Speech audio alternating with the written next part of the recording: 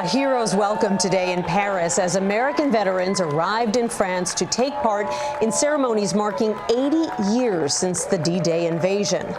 More than 16 million Americans served in the Second World War, and now only about 100,000 are still with us. The challenge is teaching their stories to a new generation.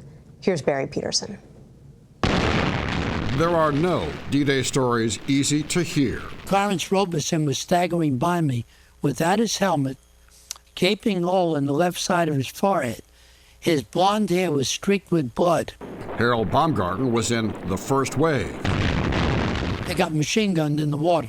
So we were losing men right and left. The water was full of blood.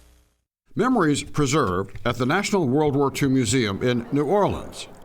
Steve Ellis served on an invasion landing craft in the Pacific and shared his story with seniors from Holy Cross High School. That first time in combat, do you remember being nervous, or do you feel like your training had prepared you for that moment, or what were your feelings going into that? For me, and I think most of my contemporaries, when we were in combat, no nerves at all, just doing your job. Does anyone remember how they were made? Michael Arvidas teaches them about the war. I think that story is vital for them in the future, in a world that is ever changing, that has threats that are new and some threats that are old.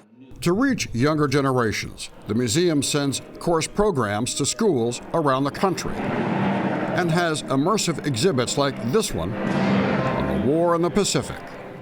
This is a C-47. It was a plane like this that my father, Kermit, flew in World War II, dropping paratroops over enemy lines. I want people to remember his and other stories because it's been a long time. Younger generations may not know. My grandchildren will never know my father.